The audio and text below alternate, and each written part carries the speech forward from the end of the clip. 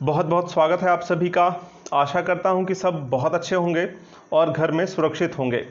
Lockdown अब धीरे धीरे ख़त्म हो रहा है और आपकी परीक्षाएं अब धीरे धीरे नज़दीक आ रही हैं। जो भी परीक्षाएं अभी तक टली थीं उन सभी परीक्षाओं का धीरे धीरे तारीख आना शुरू हो जाएगा और आपको डट के मुकाबला करना है, क्योंकि अभी तक आपको बहुत ज़्यादा समय मिल गया होगा पढ़ाई करने का और आपने बहुत अच्छे से पढ़ाई भी किया होगा। लॉकडाउन का पूरा फ़ायदा आपने उठाया होगा।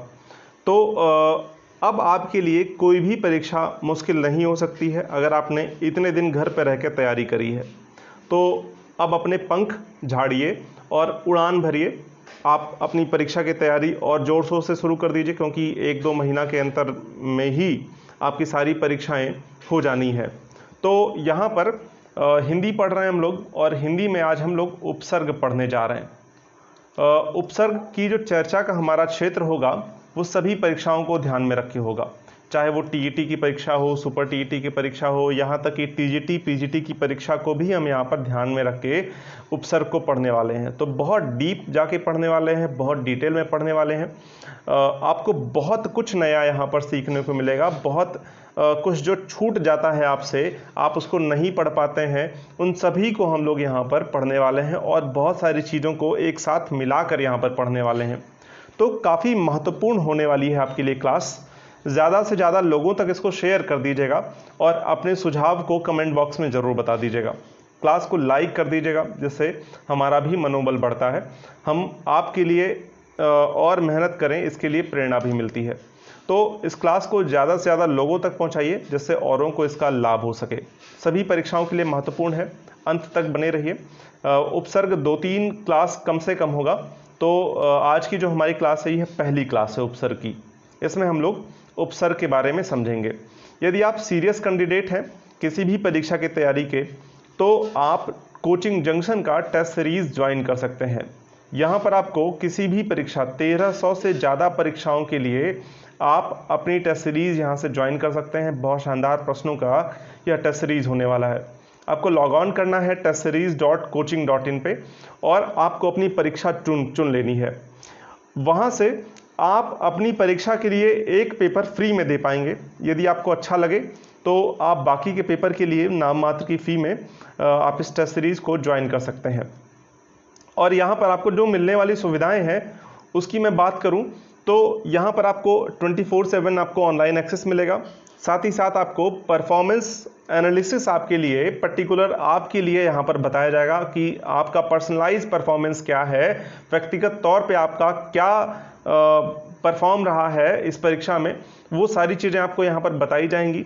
आपके रैंक को भी यहाँ पर बताया जाएगा कि आपने इस परीक्षा में कौन सी रैंक हासिल करी है। तो बहुत सारे फ़ायदे होने वाले हैं। यहाँ पर आपको नाम मात्र की फ़ीस होने के बाद भी 20% का और डिस्काउंट देखने को मिलेगा यदि आप कूपन कोड में शशांक लिखते हैं। तो अगर आप शशांक लिखते हैं कूपन कोड में और रिडीम करते हैं तो आपको 20% का एक्स्ट्रा डिस्काउंट यहाँ पर देखने को मिलेगा। तो ये रही टेस्ट सीरीज़ की बात। इसको ज़रूर ज्वाइन करिए, आपको बहुत ज़्यादा लाभ होने वाला है। तो चलिए अब शुरू करते हैं आज की क्लास। यहाँ पर उपसर्ग के बारे में जान लेंगे, उपसर्ग के भेदों को जान लेंगे, उपसर्ग कौन कौन से हैं उन सभी को यहाँ पर जानेंगे। तो बहुत डिटेल में इन सभी को हम लोग यहाँ पर जानेंगे, ठीक है। तो सबसे पहले हम लोग उपसर्ग की परिभाषा देख लेते हैं। उपसर्ग हम लोग किसको कहेंगे कि यह उपसर्ग है, ठीक है ना। तो देखिए यहाँ पर उपसर्ग 2 शब्दों से मिलकर बना हुआ है, आपको दिख ही रहा है। एक है उप और दूसरा है सर्ग, ठीक है ना।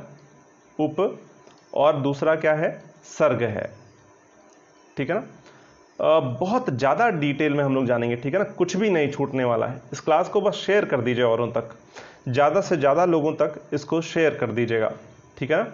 तो उप का अर्थ होता है समीप में या पास में, समीप। और सर्ग का अर्थ हो जाएगा, सर्ग का अर्थ हो जाएगा लगना, ठीक है ना।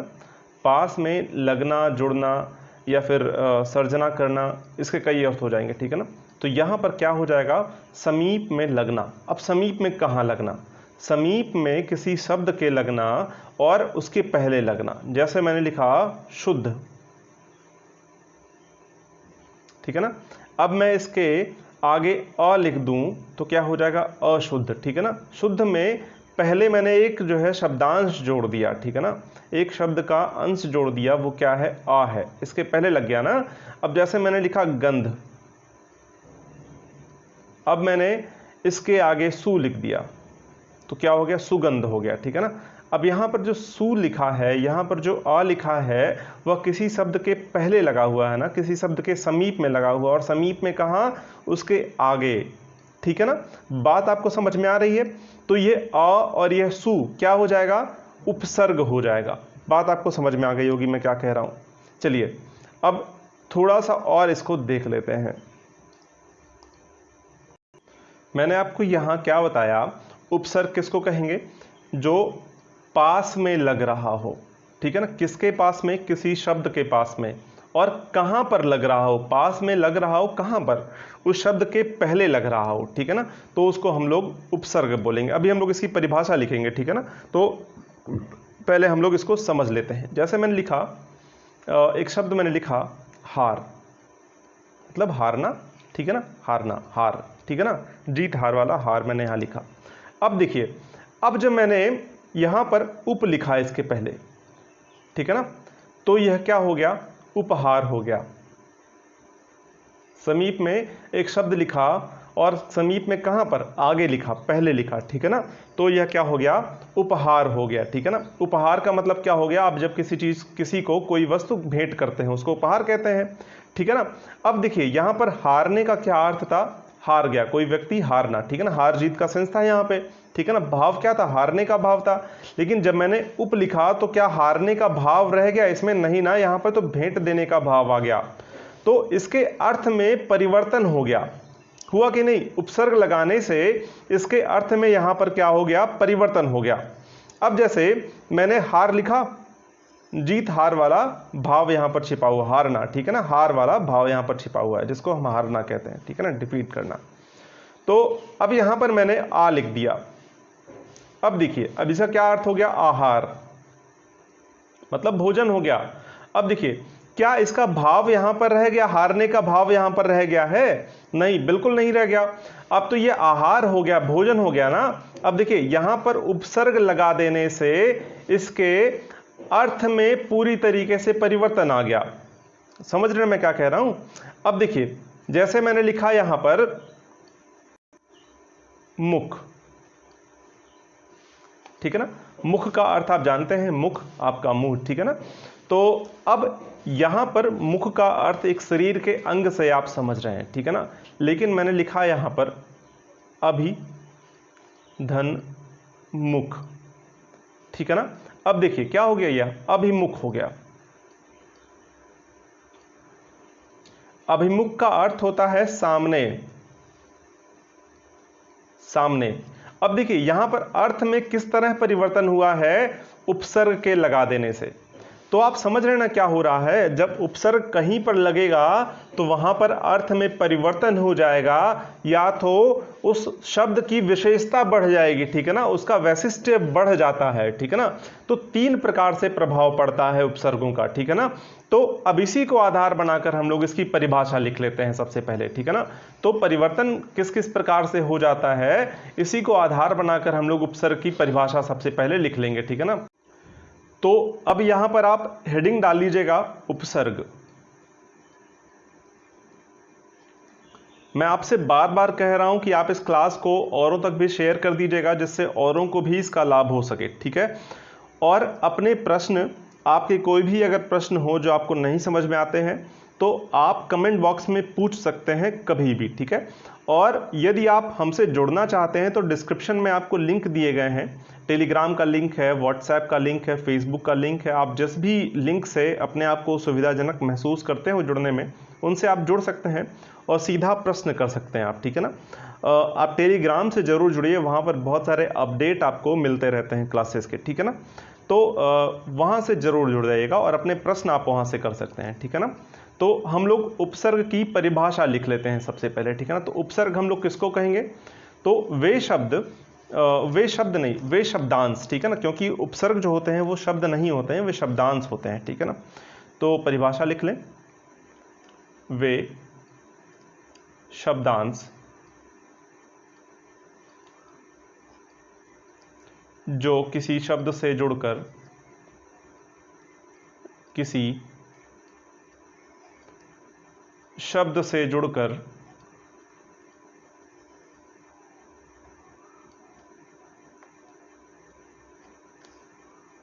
शब्द के अर्थ में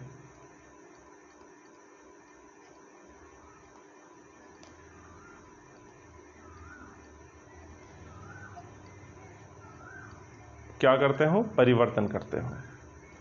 परिवर्तन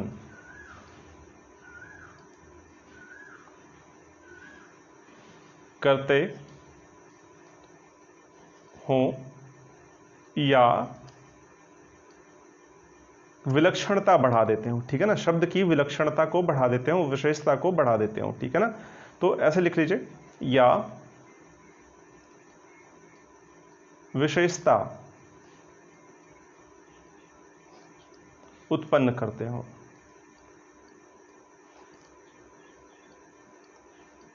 करते हो अथवा और क्या करते हो? अथवा शब्द ही परिवर्तित कर देते हो, ठीक है, यानी कि नए शब्दों का निर्माण कर देते हो, अथवा नए शब्दों का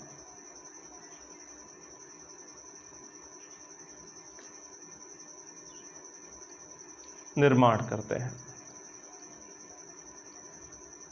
निर्माण करते हो, उन्हें हम लोग क्या कहेंगे?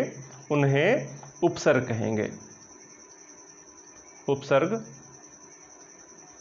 कहते हैं। Is it okay? यहां पर बात आपको समझ में आ गई होगी। तो यहां पर ऐसे शब्दांश जो या तो शब्द के अर्थ में परिवर्तन उत्पन्न कर देते हो, या तो विशेषता उत्पन्न करते हो, या तो नए शब्दों का निर्माण करते हो। यहां पर नए शब्द का निर्माण हो रहा हो, ठीक है ना। अब देखिए, शब्द के अर्थ में परिवर्तन कैसे करते हैं, इसके कुछ उदाहरणों को हम लोग यहां पर देख लें। जैसे मैंने एक शब्द लिखा यहां पर जय। अब इसी जय में अगर मैं वी जोड़ दूं तो इसका कुछ और अर्थ हो जाएगा, और इसमें परा जोड़ दूं तो इसका कुछ और अर्थ हो जाएगा। यहां पर क्या हो जाएगा? यह विजय हो जाएगा। क्या हो जाएगा? विजय। और यहां पर क्या हो जाएगा? पराजय, ठीक है ना। अब देखिए, विजय का अर्थ होता है जीतना, विशेष प्रकार से जीतना, ठीक है ना। जय का क्या अर्थ हुआ? जय मतलब होता है जीतना, ठीक है ना। अब यहां पर क्या हुआ? जय का अर्थ होता है जीतना, जय मतलब जीत, ठीक है ना। अब देखिए, इसी जीत में जब मैंने वी लगाया तो यह विशेष जीत हो गया, ठीक है ना। यानी कि जीत की विशेषता बढ़ गई यहां पर, ठीक है ना। विशेष प्रकार की जीत है, विलक्षणता बढ़ गई शब्द में, ठीक है ना। तो यहां पर उसकी विशेषता बताई जा रही है। जीत की विशेषता कैसी जीत है? विशेष जीत है, विशेष प्रकार की जीत है, ठीक है ना। तो यहां पर विजय, जय की जो है यानी जीत की जो है विशेषता बताई जा रही है, वह विशेष प्रकार की जीत है, ठीक है ना। देखिए यहां पर विशेषता उत्पन्न हो रही है कि नहीं? यहां पर वी उपसर्ग लगा देने से यह विजय हो गया, और यहां पर विशेषता जो है शब्द की उत्पन्न हो रही है कि नहीं, विशेषता उसमें। और जय में ही अगर मैं परा लिख देता हूं, परा शब्द जोड़ देता हूं, तो यह पराजय हो जाता है, और जिसका अर्थ होता है हार। इसके अर्थ में परिवर्तन हो गया। बात आपको अब समझ में आ रही मैं क्या कह रहा हूं?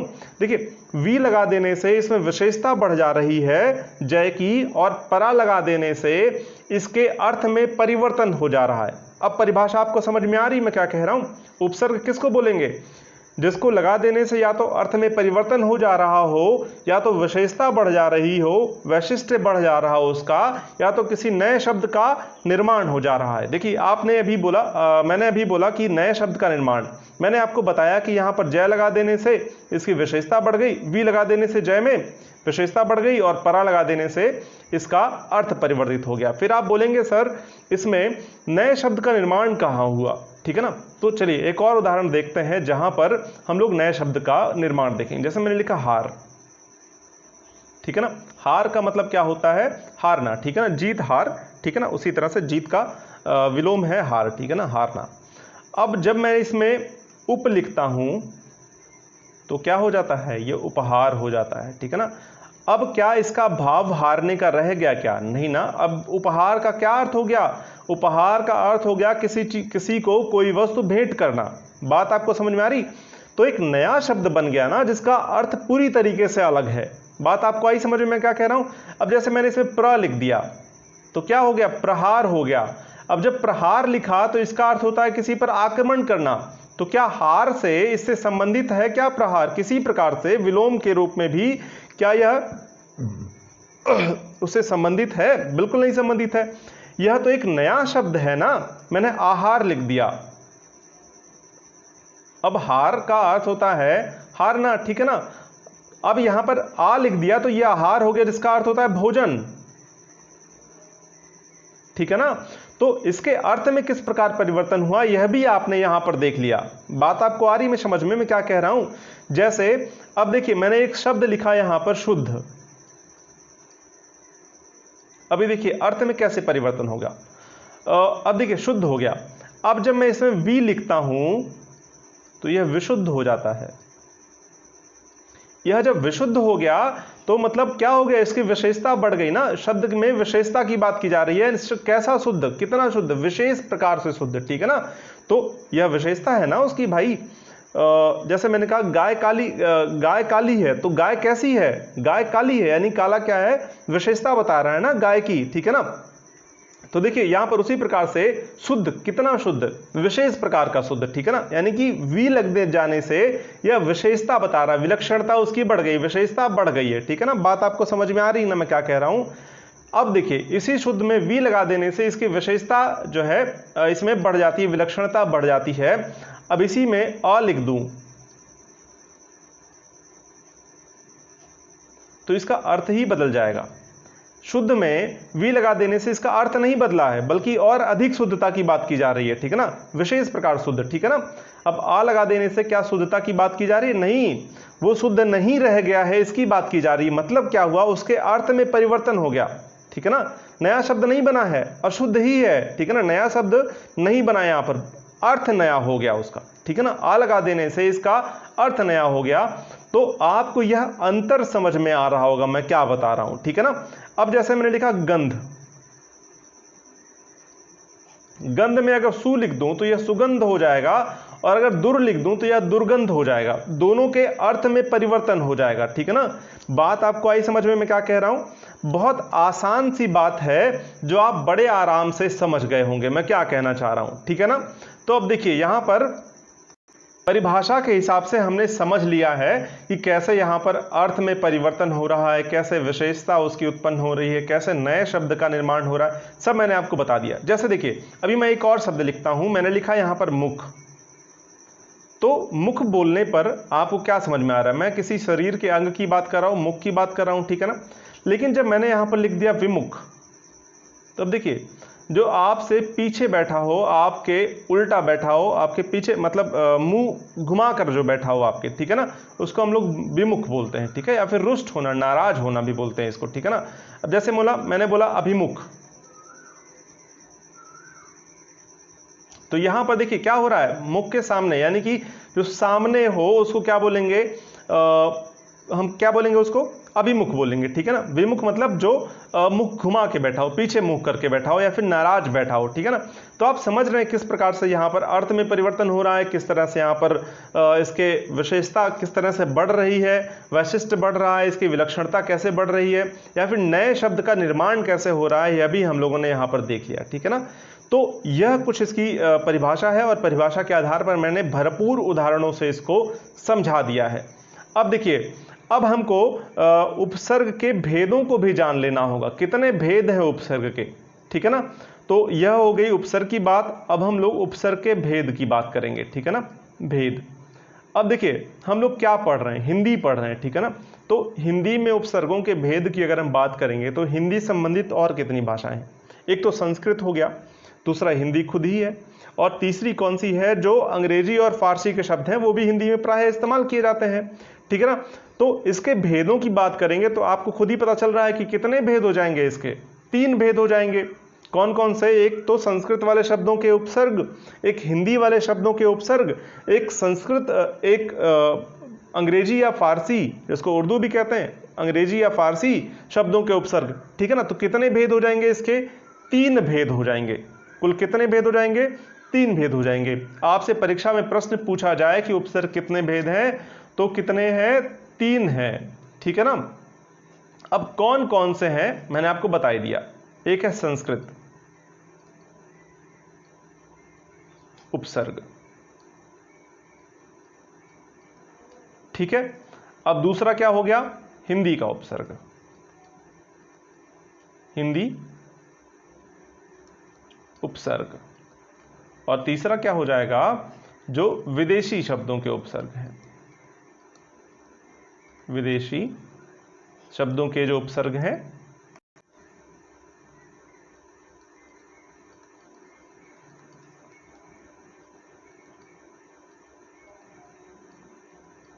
अब विदेशी शब्दों में कौन कौन से हो गए? एक तो उर्दू का हो गया, और दूसरा कौन सा हो जाएगा? अंग्रेजी, ठीक है ना। हिंदी के साथ ही ना इन सबको पढ़ते हैं भाई। तो अब जैसे संस्कृत अंग्रेजी का एक शब्द है टाइम, अब इसको हम लोग हिंदी में ही प्रयोग करते हैं। ज़्यादातर लोग अब समय नहीं कहते हैं, समय क्या हो गया, अब मैक्सिमम लोग, ज़्यादातर लोग टाइम शब्द का प्रयोग करते हैं। अब देखिए इसमें एक उपसर्ग लगा दिया हम लोगों ने, कुटाइम। आपने भी अक्सर इसका प्रयोग किया, खैर यह अशुद्ध शब्द है, कभी भी इसका प्रयोग नहीं किया जा सकता, लेकिन इसमें कु उपसर्ग लगा देने से यह कुटाइम हो गया, यानी कि गलत समय हो गया, ठीक है ना। गलत समय, टाइम कुटाइम यानी बेकार समय, खराब, गलत समय, ठीक है ना, बिना समय के जिसको हम लोग बोलते हैं, ठीक है ना। तो इस तरह से यहां पर उपसर्ग लग गया है अंग्रेजी का शब्द, अब ये हिंदी के बन गया। लेकिन देखिए होता क्या है ना, जब अब भी हम उपसर्ग का प्रयोग करते हैं तो हिंदी वाले शब्दों के साथ हिंदी उपसर्गों का ही प्रयोग होगा, संस्कृत वाले शब्दों के साथ संस्कृत उपसर्ग का ही प्रयोग होगा, और अंग्रेजी या उर्दू के उपसर्गों के साथ अंग्रेजी या उर्दू के ही उपसर्ग का प्रयोग होगा। जैसे मैं आपको बता दूं, जैसे मैंने लिखा कानून, यह उर्दू का एक शब्द है। अब इसमें जो कानून के खिलाफ हो उसको हम लोग क्या बोलेंगे? गैर कानून बोलते हैं, ठीक है ना, गैर कानून। अब गैर शब्द भी उर्दू का ही है और कानून शब्द भी उर्दू का ही है, ठीक है ना। अब इसको हम लोग एंटी कानून नहीं बोल सकते, एंटी कानून नहीं बोल सकते हम लोग। क्यों नहीं बोल सकते? कहें कि कानून तो अंग्रेजी हिंदी उर्दू का हो गया और एंटी क्या हो गया? अंग्रेजी का शब्द है, ठीक है ना। अब यह शब्द अशुद्ध हो जाएगा, ठीक है ना, लेकिन खैर हम लोग यहां पर प्रयोग करते हैं, इसका मतलब यह शुद्ध नहीं है, अशुद्ध ही है। बात समझ में आई मैं क्या कह रहा हूं? अब देखिए, अब जैसे संस्कृत का कोई शब्द हो, संस्कृत के शब्द के साथ हमेशा हम लोग संस्कृत के ही उपसर्ग का प्रयोग करेंगे। बात आपको आ गई समझ में मैं क्या कह रहा हूं? अभी मैं एक बार और बताऊंगा ये सारी बातें, ठीक है ना। खैर फिलहाल हम लोग देख लेते हैं अब एक एक करके संस्कृत के उपसर्ग को, ठीक है ना। संस्कृत के उपसर्ग किसको हम बोलेंगे और कितने इसके भेद हैं, इन सबको देख लेते हैं। तो अब हेडिंग डाल लीजिए। अच्छा एक बात और मैं आपको बता दूं, यहां पर संस्कृत के उपसर्ग को हम लोग तत्सम उपसर्ग भी कहते हैं। तत्सम उपसर्ग, छूटने ना पाइए, भ्रमित हो जाएंगे वरना आप लोग कभी परीक्षा में आ गया तो। तत्सम उपसर्ग, और अगर यह तत्सम उपसर्ग है तो आपके दिमाग में तुरंत आ गया होगा यह बात कि यह तो तद्भव हो जाएगा उपसर्ग। बात आई समझ में आपको मैं क्या कह रहा हूं? तो यह जो है, अब एक एक करके हम लोग इन सभी को देखेंगे, ठीक है ना। तो यहां पर आप हेडिंग डाल लीजिए, क्या? तत्सम उपसर्ग, तत्सम उपसर्ग या फिर संस्कृत उपसर्ग, ठीक है ना। अब इसकी परिभाषा लिख लेते हैं, फिर मैं आपको अच्छे से इसको समझा दूंगा। तो इसकी परिभाषा क्या हो जाएगी? वे शब्दांश, वे शब्दांश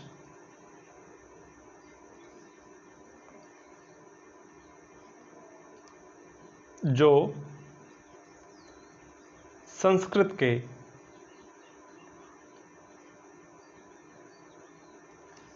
या तत्सम शब्दों के साथ, संस्कृत के शब्दों के साथ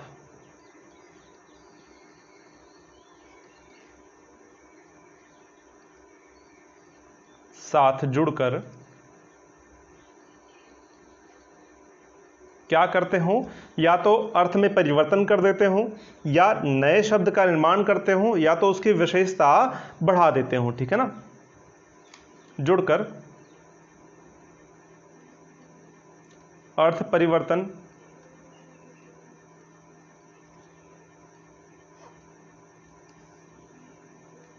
कर देते हो या विशेषता उत्पन्न कर देते हो।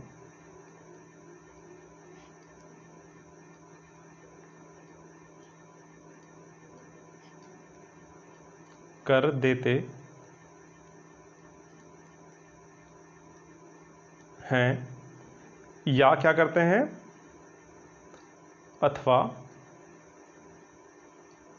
अथवा नए शब्द का निर्माण करते हैं, नए शब्द का निर्माण करते हैं। बहुत आसान सी परिभाषा है, निर्माण करते हैं। ठीक है ना, बात आपको समझ में आ गई होगी। संस्कृत के शब्द में जब कोई उपसर्ग लग जाए और उसमें इन सभी प्रकार के परिवर्तन हो जाए, या तो शब्द में उसका परिवर्तन हो जाए, या तो विशेषता उसकी बढ़ जाए, या तो नए शब्दों का निर्माण हो जाए, तो जो भी शब्दांश उसके साथ लगेगा संस्कृत के शब्द के साथ, उसको हम लोग तत्सम उपसर्ग बोलेंगे या तो संस्कृत उपसर्ग बोलेंगे। ठीक है ना, बात आपको समझ में आई मैं क्या कह रहा हूं। अब देखिए, अगर इनकी संख्या की बात करें तो इनकी संख्या 22 है। इनकी संख्या 22 है। आपको कहीं कहीं पर इसकी संख्या 20 भी देखने को मिलेगी। दो उपसर्गों को बहुत सारे विद्वान नहीं गिनते हैं। ठीक है ना, लेकिन भ्रमित मत होइएगा, अगर परीक्षा में आपसे पूछा जाए कभी तो आपको 22 उपसर्ग बताने हैं। ठीक है ना, तो देखिए, एक तो दु, यह एक उपसर्ग है संस्कृत का। ठीक है ना, इसमें दुर या दुस। ठीक है ना, देखिए यहां पर क्या होता है ना, दु को एक ही मान लिया जाता है, दुर या दुस को अलग अलग नहीं मानते बहुत सारे विद्वान। ठीक है ना, इसलिए एक यहां पर कम हो जाता है। ठीक है ना, यह दोनों नहीं, इसकी जगह पर यह एक ही मान लिया जाता है इस तरह। ठीक है ना, इन मतलब तीनों को कुल मिलाकर एक उपसर्ग माना जाता है। इस वजह से यह दो कम यहां से हो जाते हैं और एक यहां से कम हो जाता है, और एक निस या निर, निस या निर। ठीक है ना, इन दोनों को भी एक ही माना जाता है। कहीं कहीं इसको निह भी लिखते हैं। ठीक है, निह भी लिखा जाता है इसको। ठीक है ना, तो इन तीनों को एक ही मान लिया जाता है। ठीक है ना, तो निह बोले, निस बोले या निर बोले, बात एक ही है। ठीक है ना, लेकिन यहां पर इसको एक ही मान लिया जाता है। बहुत सारे विद्वान कहते हैं इन दोनों का अर्थ सेम होता है, एक ही अर्थ होता है, इसके लिए इसको अलग अलग उपसर्ग ना मानकर एक ही उपसर्ग मान लेना चाहिए। इस हिसाब से वह इन दो उपसर्गों को ये लोग घटा देते हैं और वहां पर कहते हैं 22 उपसर्ग नहीं है। कितने उपसर्ग हैं? 20 हैं। ठीक है ना, लेकिन आपको भ्रमित नहीं होना है, आपको 22 उपसर्ग ही बताने हैं परीक्षा में। ठीक है ना, बात आपको अब क्लियर हो गई होगी मैं क्या कह रहा हूं। चलिए अब एक एक करके 22 उपसर्ग के बारे में हम लोग यहां पर पढ़ेंगे। ठीक है ना, तो अगर हमने दुर की बात कर ली है तो पहले हम लोग दुर को ही देख लेते हैं। ठीक है ना, दुर या दुष्ट जो भी हो। ठीक है ना, तो इनको अलग अलग करके हम लोग देखेंगे, 22 को यहाँ पर अलग अलग देखेंगे। ठीक है ना, तो चलिए यहाँ पर देखते हैं हम लोग दुस उपसर्ग।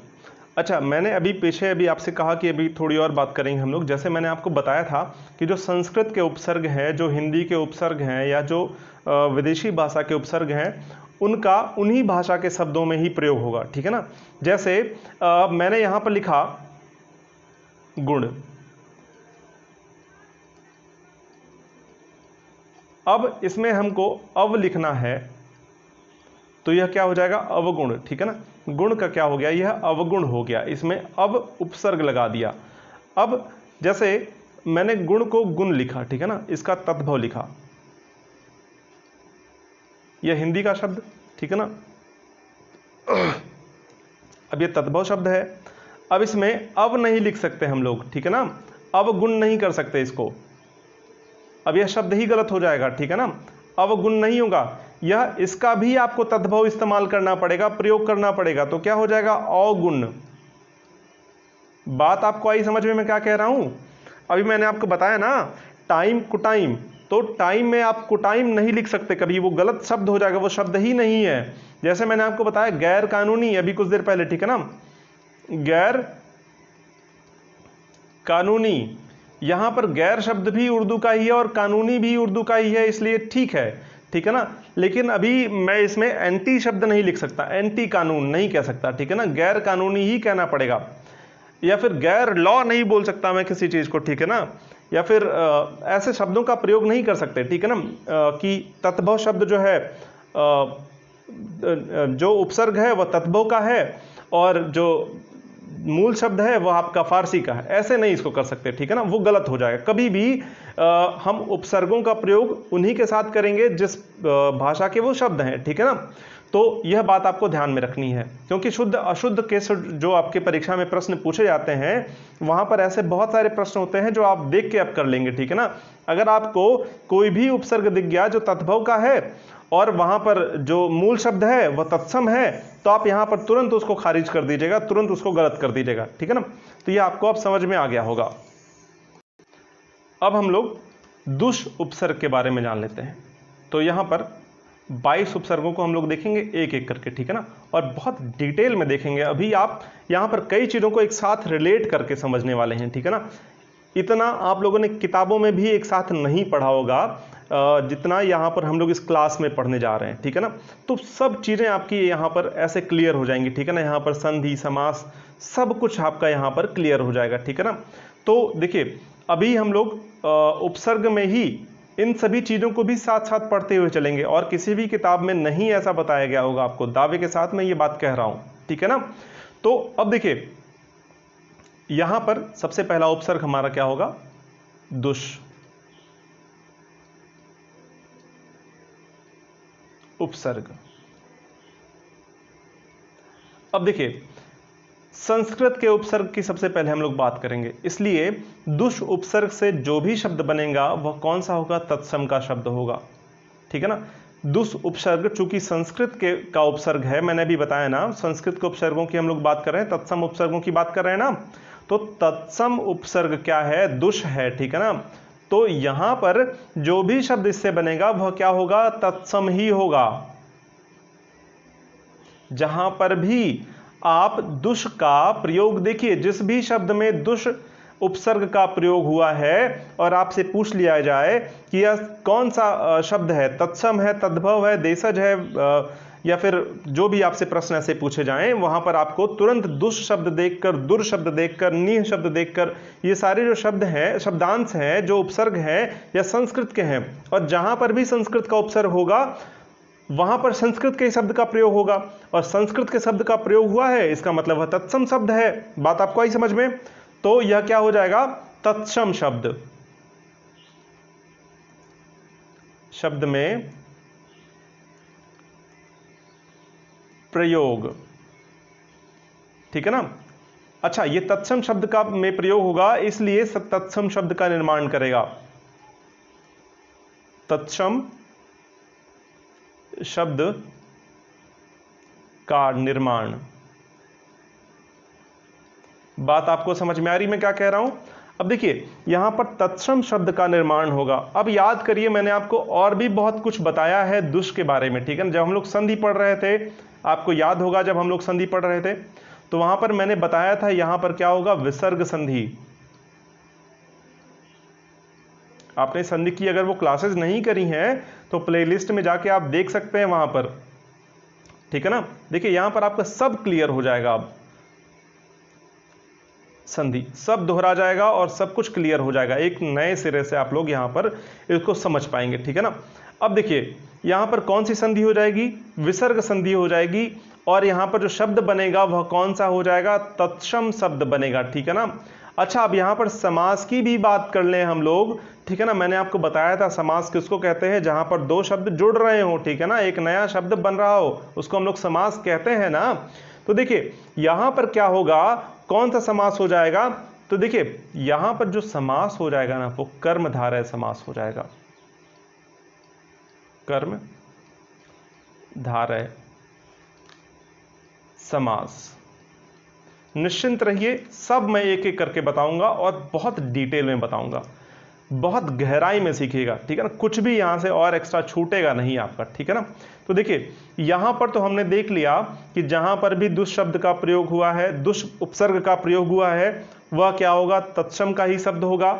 उसमें संधि कौन सी हो जाएगी, विसर्ग संधि हो जाएगी, कर्मधारय समास हो जाएगा, ये सब हमने देख लिया। अच्छा, दुष्ट का अर्थ क्या होता है, यह भी तो जान लेना होगा हमको। क्या अर्थ होगा दुष्ट का? दुष्ट का अर्थ होता है, दुष्ट का अर्थ क्या हो जाएगा, बुरा, कठिन, ठीक है ना। और क्या हो जाएगा, अभाव,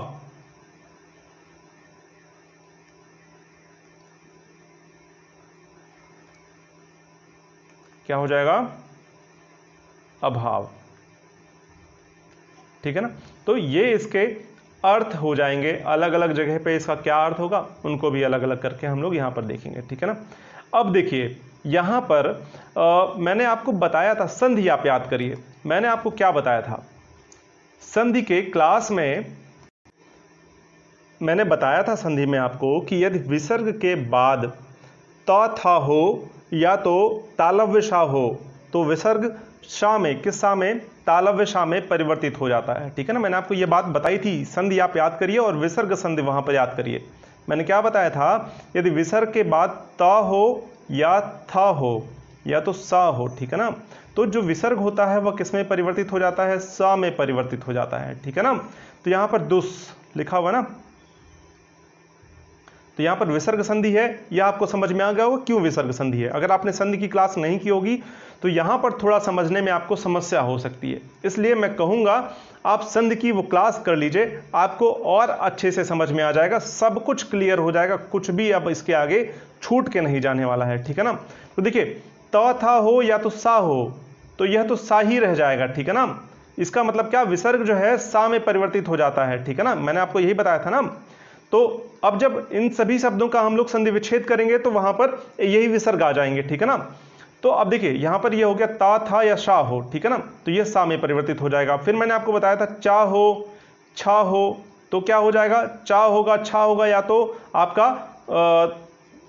आपका कौन सा सा हो जाएगा यहां पर, जो आपका तालव्य शा अगर हो जाएगा तो यह क्या हो जाएगा, ये तालव्य शा है ना, तो क्या हो जाएगा, यह शा में परिवर्तित हो जाएगा, तालव्य शा में ही परिवर्तित हो जाएगा, ठीक है ना। चा हो या छा हो, ता हो और था हो तो यह दंत शा में परिवर्तित हो जाएगा, चा होगा या छा होगा तो यह शा में यानी तालव्य शा में परिवर्तित हो जाएगा। और मैंने आपको बताया था क, ख या प और फा, यह चारों होंगे तो यह किस में परिवर्तित हो जाएगा, यह आपका मूर्धन्य शा में परिवर्तित हो जाएगा। याद करिए, सब मैंने आपको संधि की क्लास में बता रखा है, ठीक है ना, याद आ ही गया होगा आपको, यह सारी चीजें मैंने आपको वहां पर बताई हैं, ठीक है ना। तो अब देखिए यहां पर दुष्ट शब्द के साथ आप लिखिए कुछ भी, ठीक है ना। जैसे मैंने लिखा दुष्परिणाम, दुष्परिणाम। अब देखिए यहां पर पा है और यहां पर कौन सा उपसर्ग का प्रयोग हुआ, दुष् हुआ है और यहां पर शा है, ठीक है ना। अब मैंने इसके साथ आपको यह भी बताया था कि जब यहां पर छोटी ई या छोटा ऊ होगा, जब यहां पर इसके पहले यहां पर छोटी या छोटा, देखिए यहां पर छोटा ऊ है ना, और यहां पर आपका क्या हो, यहां पर विसर्ग हो, तो यह जो है किस में परिवर्तित हो जाएगा, शा में परिवर्तित हो जाएगा। मैंने आपको यह बताया था, ये सारी बातें बताई थी, अगर वो क्लास नहीं की है तो यहां थोड़ा सा समस्या हो सकता है आपको समझने में, ठीक है ना। तो इसलिए उन क्लासेस को आप जाकर देख लीजिए, प्लेलिस्ट में सारी क्लासेस हैं और बहुत डिटेल में वो सारी क्लासेस हैं, ठीक है ना। तो दुष्परिणाम मैंने यहां पर लिखा, ठीक है ना। अब दुष्परिणाम लिखा तो यहां पर कथनानुसार ऊपर मैंने क्या बताया, क खा हो पा फा हो तो यह किसमें, आपके मूर्धन्य सा में परिवर्तित हो जाएगा। अब जब यह मूर्धन्य सा में परिवर्तित हो जाएगा तो पा है तो मूर्धन्य सा में तो परिवर्तित होना ही है, तो क्या हो जाएगा, दुष्परिणाम, ठीक है ना, बात आपको आई समझ में।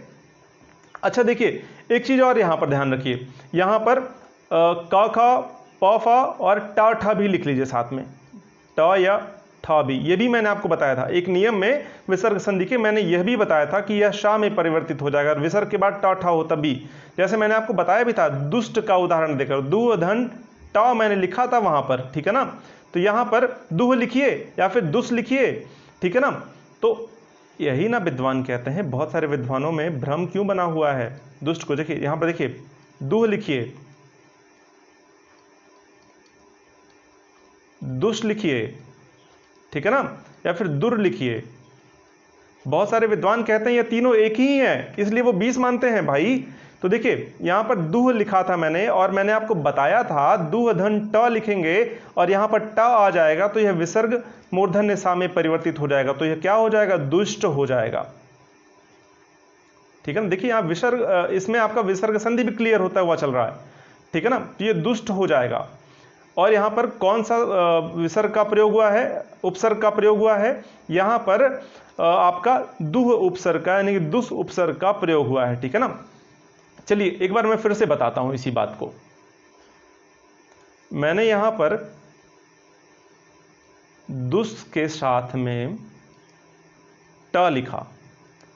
अब मैंने आपको क्या बताया, जब ऐसा होगा यहां पे टा ठा हो, क खा हो, प फा हो, चलिए वो सब भूल जाइए, संधि आप भूल जाइए। अब यहीं के नियमों को देखिए, टा ठा क ख या प फा होगा तो यह मूर्धन्य सा में परिवर्तित हो जाएगा, तो क्या हो जाएगा, दुष्ट हो जाएगा। बात आपको ही समझ में, दुष्ट में टा लगा देने से यह दुष्ट हो गया, ठीक है ना। बात आपको समझ में आ गई होगी। अब एक और उदाहरण मैं यहां पे आपको बताता हूं। चलिए मैंने साहस लिखा, साहस में मैंने दुष्ट लिख दिया, ठीक है ना, दुष्ट उपसर्ग लगा दिया, तो क्या हो जाएगा।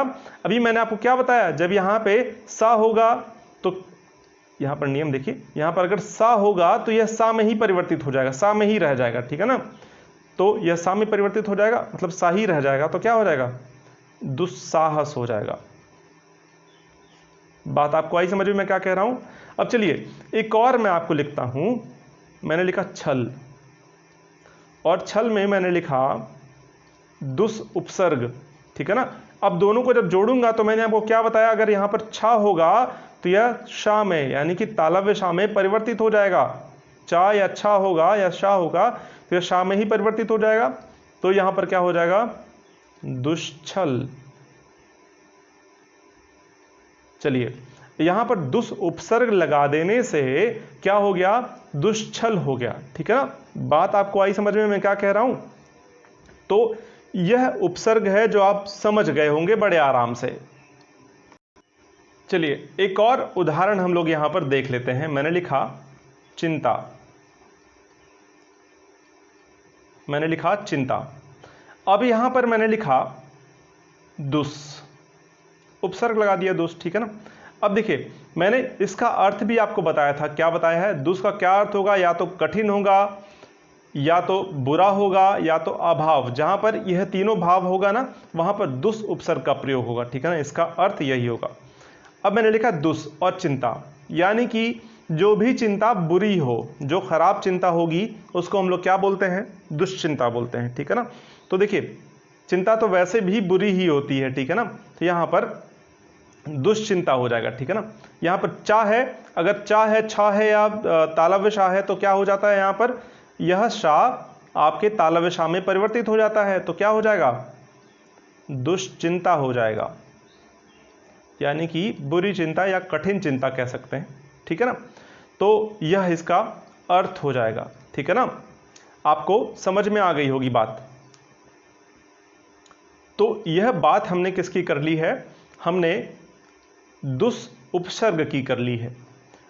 आशा करता हूं कि यह आपको बहुत अच्छे से समझ में आ गया होगा, बहुत डिटेल में इन सबको समझ लिया आपने।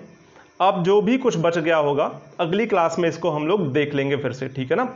और आगे जो भी हमारे उपसर्ग हैं उन सबको भी हम लोग यहाँ पर डिटेल में समझ लेंगे। तो बहुत गहराई में जाकर हम इसको पढ़ रहे हैं, जो हम लोग समास को भी यहाँ पर देखते हुए चल रहे हैं, संधि को भी यहाँ पर देखते हुए चल रहे हैं। तो इसी क्लास में बहुत कुछ आपका नया क्लियर होता हुआ चल रहा है, ठीक है ना। और बहुत डिटेल में आप पढ़ पा रहे होंगे, नया कुछ सीख पा रहे होंगे। यदि आपको लगता है कि थोड़ा सा भी आपको लाभदायक लगा है यह क्लास, तो औरों तक इसको जरूर शेयर करिएगा और अपने सुझाव, अपने प्रश्न हमको कमेंट बॉक्स में जरूर बताइएगा। तब तक पढ़ते रहिए, मुस्कुराते रहिए। जय हिंद।